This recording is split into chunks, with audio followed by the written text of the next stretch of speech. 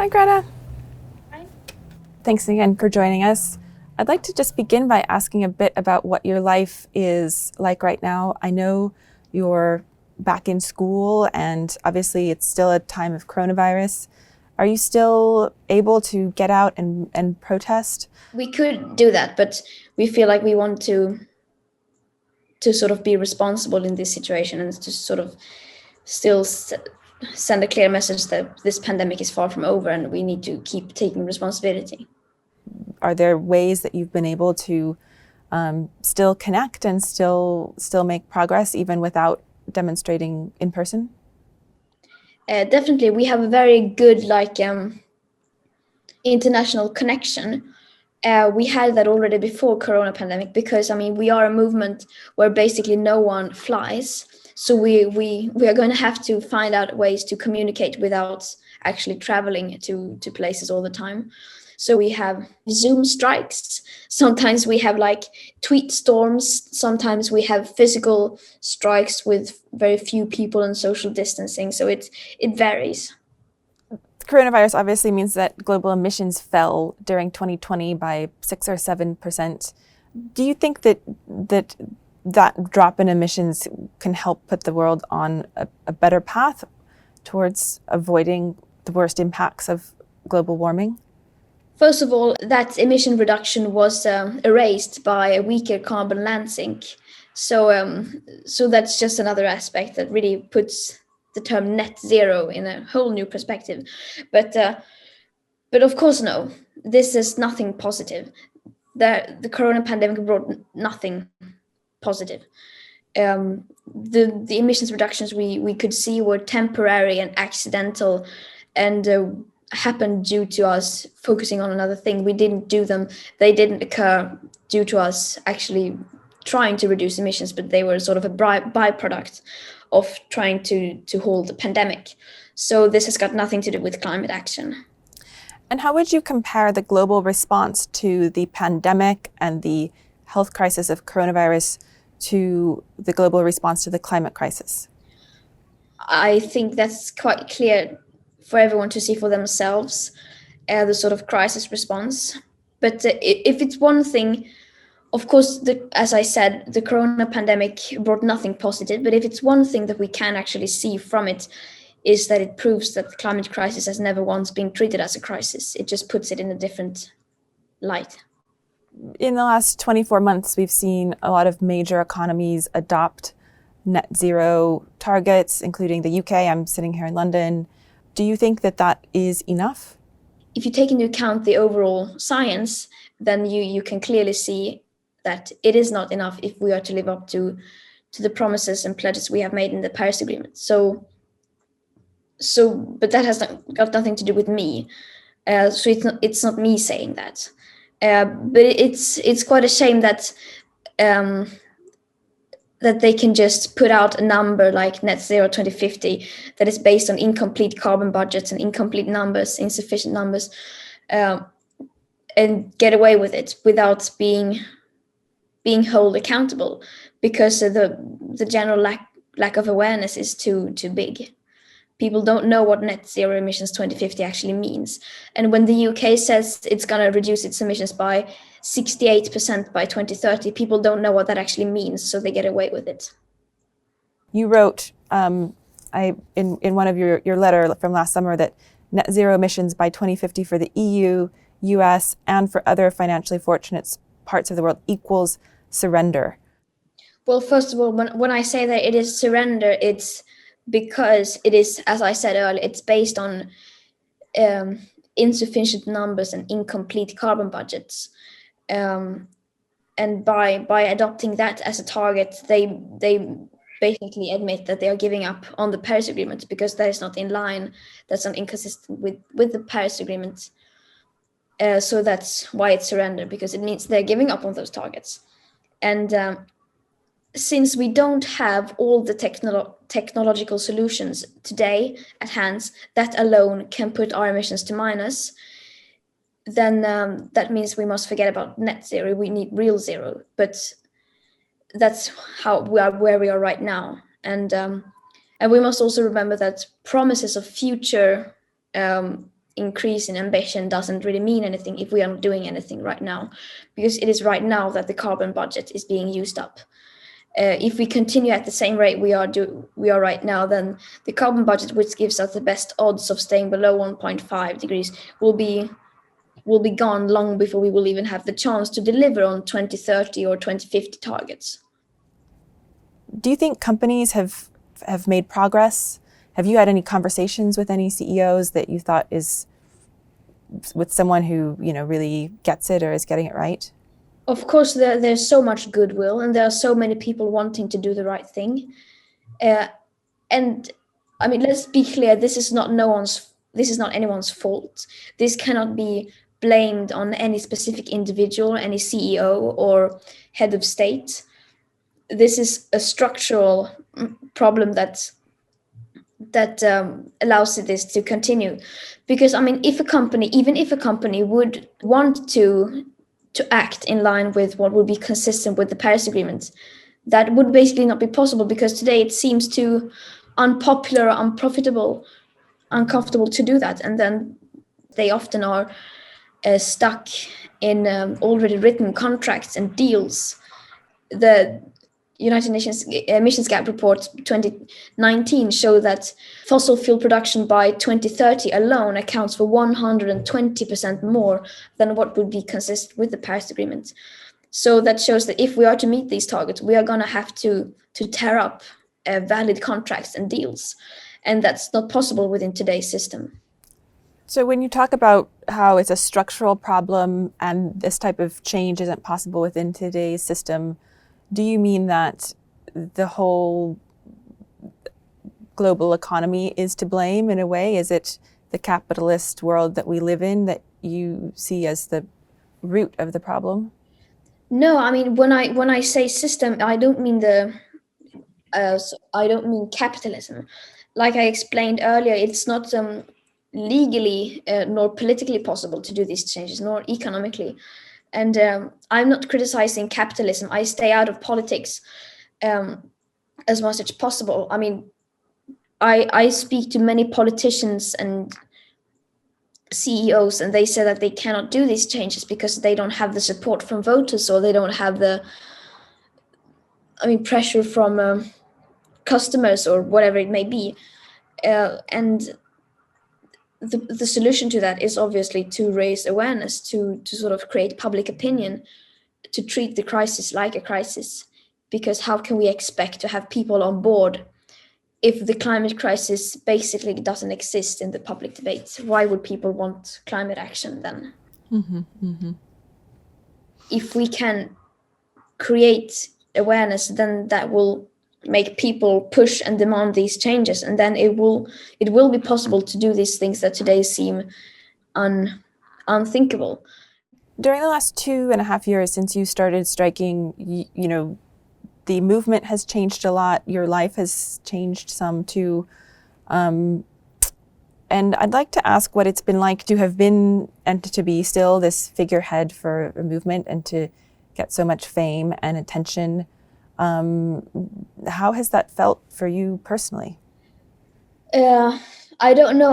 I've not really still grasped it in a way, because you have to keep yourself distant from these kinds of things. You can't let this occupy your personal life. And I mean, if you would actually understand everything that has happened and take in everything that I've experienced and so on, then that you would develop a self-image and some kind of and that will not be very healthy at such a young age. So because when all this disappears and when all this focus disappears, which it will very soon, I'm surprised that it has stayed so long. Then that could be a hard thing to handle. So you can't really allow yourself to think of it in that way. You just have to distance yourself from it. But of course, it has been a very strange experience, and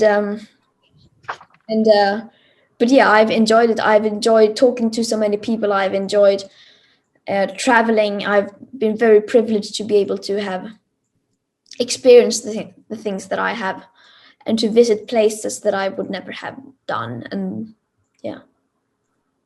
Has it also been hard at times being the subject of so much scrutiny? In Sweden, no one comes up to you. At least if I go to another country, any other country, even if it's just Denmark or Norway, just passing that border, it's a completely different thing. Then I can't walk down the street without people stopping me. But here in Sweden, no one even looks at me. I see in their eyes that they know it's me and that they recognize me, but they don't stop me, which is it's quite nice actually. And what do you think is next for you? I think you have a couple more years left of high school. Do you know what you'll study yet, or are you thinking about university? I have no idea. After after this year finishes, I have 2 more years of gymnasium. Unless I decide to do something else. I mean, I don't know. I'm still very young, so I don't know what I want to do with my life. So I'm keeping things open, I guess. Do you think you'll continue to work in climate work? Unfortunately, yes. The wish would be that everything would just be all right and that there wouldn't be a need for climate activists. But to to be realistic, that's probably not going to be the case. I also want to talk a bit about what's happening to the planet. I was wondering if you could just sum up for me and for our readers what we've learned about global warming and what we've seen on the planet in the past year. Well, of course, you can't connect any individual event with this is a proof of the climate crisis and so on. But I mean, the picture is getting clearer and clearer, and we are seeing more and more of these kinds of events that can be linked to the climate crisis that are being fueled by the climate and ecological crisis. And we are rapidly moving in the wrong direction. 2020 was the hottest year ever recorded, divided first place, despite a cooling La Nina effect. And we've seen record levels of concentrations of CO2 in the atmosphere. We've seen numerous extreme weather events that are signs of the same pattern, a very clear pattern, which shows that we are rapidly moving in the wrong direction. You've always said that it's not your place to talk about solutions, or you don't have all the solutions, you don't have all the answers. But do you think that's changing now, or is it time to start working on the solutions? I mean, that depends on what people define as a solution. If you find like a carbon tax a solution, or whether you find electric cars a solution. I mean, we of course welcome all these things that do more good than it does harm. But if I would start talking about like taxes or things like that, then since I have such a big reach, that would send a signal that the climate crisis is an issue that can come down to party politics, and that really minimizes this crisis, and it sends a signal that this can be solved within today's society. Quoting the IPCC, they said that we need unprecedented changes in all aspects of society. And that just says itself that we don't know what that will look like, because we don't have anything to compare to. We haven't seen these kinds of changes before. One thing that you've written a lot about is the idea of carbon budgets, of having an annual carbon budget. And I was wondering if you could just explain for the reader of the FT what that means and why it's so important.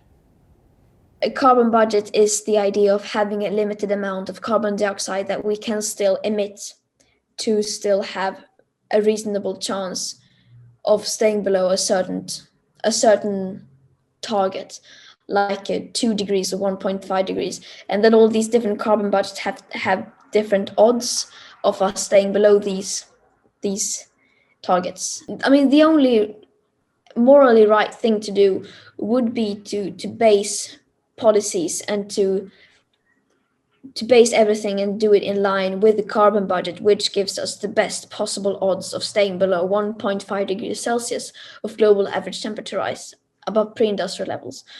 Because there are carbon dioxide budgets like net zero 2050 and these things that are based on budget, which gives us an about 50% chance of staying below these targets. And of course, since they exclude so many essential aspects, of course, that in reality is much less than a 50% chance. And the carbon dioxide budget given by the IPCC that gives us the highest odds is 66% or 2/3 possibility of staying below 1.5. But they also exclude many factors. So everything is very, very loose and it's very complicated. So that's why we can't just take one number and base everything on that. We need to take into account the whole picture, the full picture. We need to include land use in our calculations. We need to include the aspect of equity and of course also negative emissions technologies, but at a reasonable scale. And historic emissions. I mean, so many things that need to be taken into account. Do you know if you'll be going to COP this year in Glasgow? I mean, that depends. First of all, if it doesn't get cancelled again, and if I get invited, and so yeah, and if that's okay with school and so on. So there are lots of obstacles there, but I think if I would be given the chance, then I would probably go. And what would you like to see? What would you like to see at the COP? I mean, you've been to already. You were in Madrid. You were in Katowice. You've seen quite a few of these conferences before. Do you hope this one can be different in some way? I know it won't be different because, like I said, as long as we don't treat the crisis like a crisis, no change, no real change will be achieved. And so as it is now, we can hold these conferences and meetings for eternity over and over again, as many as we want. That still won't lead to any change unless we actually for real realize where we are and actually start acknowledging this crisis and admit that we have failed thus far. I mean, do you think that moment will come? What is missing right now from the discourse is the sense of time. We are talking about things to do 2050 or 2040, and there are always like several decades missing, and so there's a gap that needs to be communicated, a gap between what needs to be done and where we are right now, what we are doing, and also what we say we're going to do. And that gap is probably among the biggest failures in human history and the biggest news story ever. And that is something that is being completely ignored, and that's just increases the importance of it. Where do you hope that the youth climate movement can go from here, and what's next for the group? I know it's not only you, of course, it's a whole grassroots, many people, but what do you think is coming along? I have no idea. I guess the strength of the Fridays for Future movement is that it's so spontaneous.